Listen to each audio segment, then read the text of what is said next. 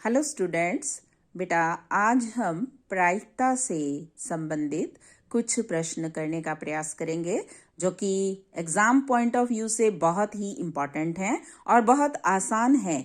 देखिए, हमारा पहला सवाल है, पासे को एक बार फेंकने पर संख्या 8 आने की प्रायिकता होगी। probability of getting 8 in a single throw of a die is।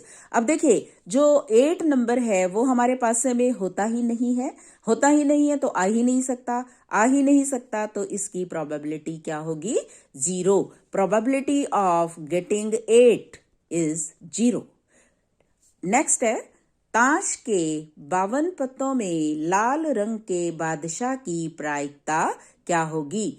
What is the probability of getting a king of red color from a well-shuffled pack of 52 cards? अब जो टोटल नंबर ऑफ कार्ड्स 52 हैं, इसमें हमें मालूम है कि जो लाल रंग के पत्ते हैं वो रेड जो कलर के पत्ते हैं वो कितने होते हैं? 26। और 26 में भी जो रेड किंग होंगे, रेड किंग कितने होंगे? ओनली 2 होंगे। तो हमें जो प्रोबेबिलिटी निकालनी है वो ये निकालनी है कि लाल रंग के बादशाह, अब लाल रंग के बादशाह केवल 2 हैं and total cards are 52। The probability of getting 2 red kings is 2/52 and we will write is like this: red king is equal to 2/52। and the next question is, अच्छी प्रकार से फेंटी हुई ताश की गड्डी में से एक पत्ता निकाला जाता है, यह पत्ता गुलाम का हो की प्रायिकता है। 1 card is drawn from a well shuffled deck of 52 cards. The probability of getting a card of jack is, अब जैक हमें मालूम है कितने होते हैं? 4 and the total number are 52. The probability is 4/52। इसको हम 4 से काट देंगे तो 4 1 जा 4, 4 1 जा 4, 4 3 जा 12। Then the probability is 1/13 and we will write is like this: probability of getting a jack is 1/13। and the next question is, निम्न में से कौन सी घटना की प्रायिकता नहीं हो सकती? अब मैंने आपको बताया था कि जो प्रायिकता है बेटा वो ना तो कभी नेगेटिव हो सकती है ना ही कभी एक से ज्यादा हो सकती है। एंड मुझे इसमें दिखाई दे रहा है the negative is -0.5, the right answer is -0.5। ये किसी भी घटना की प्रायिकता कभी भी नहीं हो सकती। इसके बाद है, रिक्त स्थान की पूर्ति करो। किसी प्रयोग की सभी प्रारंभिक घटनाओं की प्रायिकता का योग। बेटा जो भी हमारा इवेंट होता है उसमें हम जितने भी अपने इवेंट्स में ट्रायल्स करते हैं उन सब का जो सम है दैट इज ऑलवेज 1, वो हमेशा 1 होता है। इसके बाद नेक्स्ट है, एक थैले में 3 नीली गेंद, 2 सफेद गेंद और 4 लाल गेंद हैं। एक गेंद को यादृच्छा निकाला जाता है तो सफेद होने की प्रायिकता क्या होगी? Find the probability of drawing a white ball from a bag containing 3 blue balls, 2 white balls and 4 red balls. The total number of balls are 3 plus 2 plus 4, 9. And the white balls are, how many are white? 4 white balls are 2. Then the probability of getting a white ball is 2/9. The probability, the right answer is A, 2/9। Next, ये मैं आपको solve करके इसलिए बता रही हूँ बेटा, कई बार ये 2-2 नंबर के या उसमें 4 नंबर्स में पार्ट्स बन के भी आ सकते हैं और 5 मार्क्स के क्वेश्चन में भी ये पार्ट बन के दिखाई देते हैं बहुत बार, इसलिए हमें सॉल्यूशन करना भी आना चाहिए। इसलिए मैं आपको इसके साथ साथ सॉल्यूशन भी समझा रही हूँ।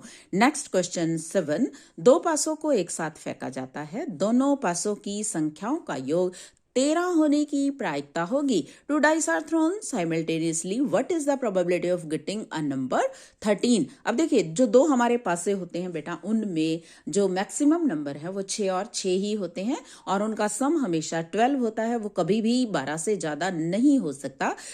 In this case the probability will be 0, क्योंकि हो ही नहीं सकता।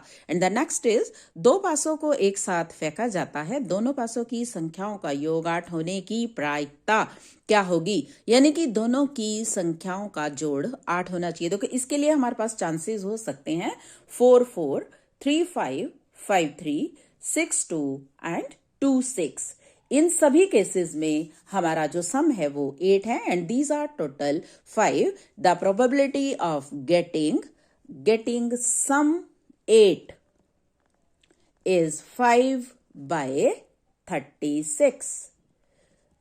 टोटल हमारा दोनों पासों को जब हम एक साथ फेंकते हैं तो जो हमारे टोटल नंबर ऑफ आउटकम्स हैं वो 36 होते हैं। That's why the probability is 5/36। And the next is दो पासों को एक साथ फेंका जाता है। दोनों पासों की संख्याओं का योग 12 से छोटी या उसके बराबर होने पर प्रायिकता ज्ञात कीजिए। 2 dice are thrown simultaneously. What is the probability of getting a sum less than और इक्वल टू 12?